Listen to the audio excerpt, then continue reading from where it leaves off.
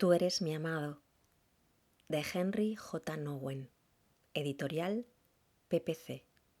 ¿Cómo convertirse en el amado? Convencernos de esta verdad.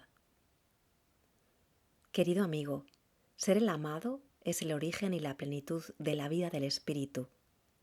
Digo esto porque, en cuanto vemos un pequeño destello de esta verdad, nos ponemos en camino a la búsqueda de la plenitud de esa verdad y no nos detenemos hasta encontrarla y reposar en ella. Desde el momento en que intentamos encontrar la verdad de ser el amado, nos enfrentamos a la llamada de convertirnos en lo que realmente somos. Convertirnos en amados es el gran viaje espiritual que tenemos que hacer. Las palabras de San Agustín: Dios mío, mi alma está turbada hasta que descansé en ti, expresan perfectamente el significado de este viaje. Sé que el hecho de buscar constantemente a Dios, de luchar sin cesar para descubrir la plenitud del amor, de ansiar siempre la posesión de la verdad completa, es un indicio de que ya se me ha permitido un cierto gusto de Dios, del amor y de la verdad. Solo tengo que seguir buscando algo que ya, hasta cierto punto, he encontrado. ¿Cómo puedo buscar la belleza y la verdad sin tener algún conocimiento de ellas en el fondo de mi corazón? Parece que todos los seres humanos guardamos muy profundamente en nosotros la memoria del paraíso perdido. Quizá la palabra inocencia sea más adecuada que la palabra paraíso. Éramos inocentes hasta que empezamos a sentirnos culpables. Estábamos en plena luz antes de entrar en el mundo de las tinieblas. Estábamos en nuestro hogar antes de empezar a buscarlo. En los profundos repliegues de nuestras mentes y de nuestros corazones está escondido el tesoro que buscamos. Sabemos algo de su maravilla y conocemos que es una simple premonición del don que deseamos por encima de todo, una vida más fuerte que la muerte. Es cierto que somos los amados, pero tenemos que convertirnos interiormente en amados. Es cierto que somos hijos de Dios, pero tenemos que llegar a serlo interiormente. Es cierto que somos hermanos y hermanas, pero tenemos que llegar a serlo interiormente. Si todo esto es cierto, ¿qué asidero podemos hallar que nos ayude en este proceso? Si la vida espiritual no es simplemente el camino de ser, sino el camino de llegar a ser, ¿cuál es la naturaleza de este llegar a ser?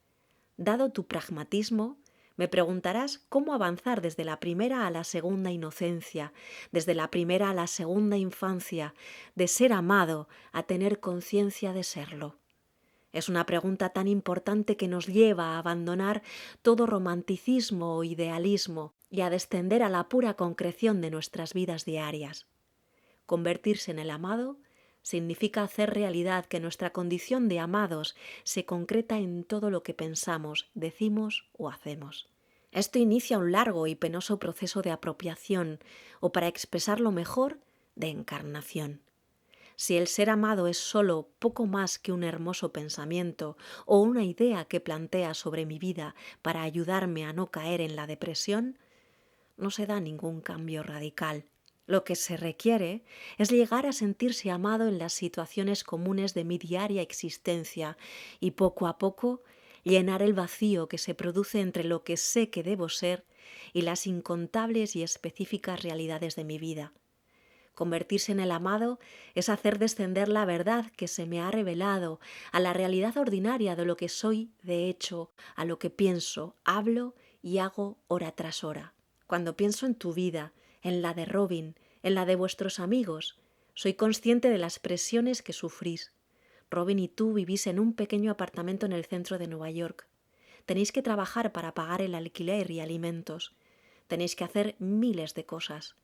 Llamar por teléfono, escribir cartas, comprar, cocinar, manteneros en contacto con vuestra familia y amigos y estar bien informados de lo que pasa en vuestra ciudad, en vuestro país, en el mundo.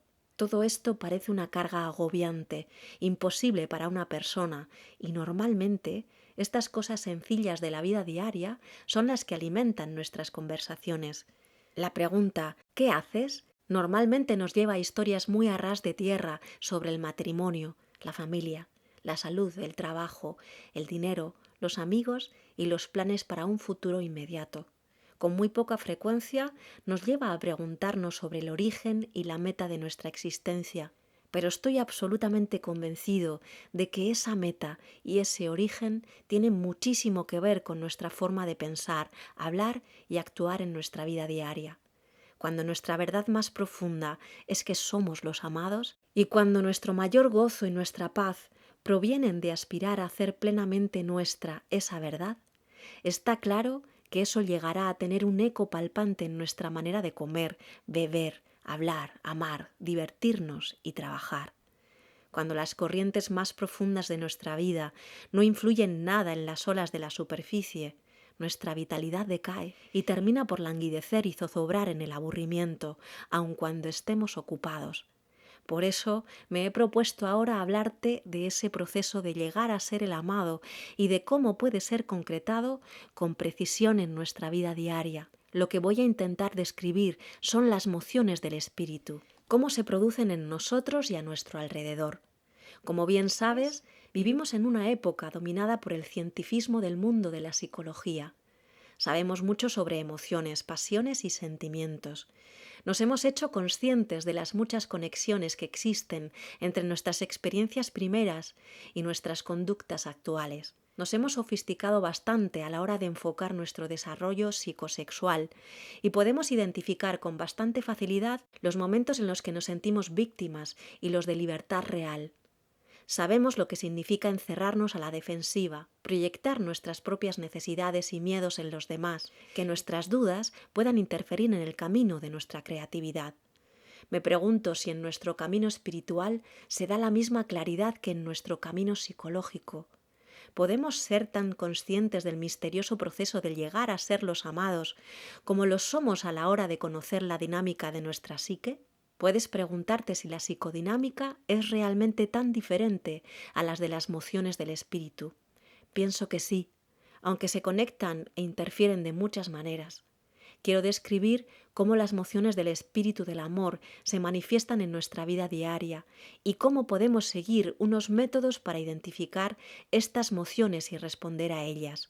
Para identificar las mociones del espíritu en nuestras vidas, me he servido de 4 palabras que me han parecido muy útiles: cogido, bendecido, roto y entregado. Estas palabras resumen mi vida como sacerdote, porque cada vez que me reúno a la mesa con los miembros de mi comunidad, cojo el pan, lo bendigo, lo parto y lo doy. Estas palabras resumen también mi vida como cristiano, porque como tal estoy llamado a convertirme en pan del mundo, un pan que es cogido, bendecido, roto y entregado. Pero hay algo más importante todavía. Resumen mi vida como persona, porque en todos los momentos de mi vida, en cualquier sitio en que esté, de alguna manera se repiten en mí el ser cogido, bendecido, roto y entregado. Debo decir que estas 4 palabras se han convertido en las más importantes de mi vida. Solo gradualmente su significado se me hacía conocido y creo que jamás llegaré a conocerlas en toda su profundidad. Son las palabras más personales, al mismo tiempo que las más universales. Expresan la verdad más espiritual y la más secular. Nos hablan de la conducta más divina y más humana. Abarcan lo más sublime y lo más bajo, a Dios y a las personas.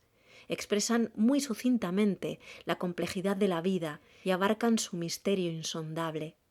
Son la clave para entender no solo las grandes vidas de los grandes profetas de Israel y la vida de Jesús de Nazaret, sino también nuestras vidas. Las he escogido no solo porque están profundamente grabadas en mi ser, sino también porque a través de ellas he llegado a conectar con los caminos que pueden llevarme a convertirme en el amado de Dios.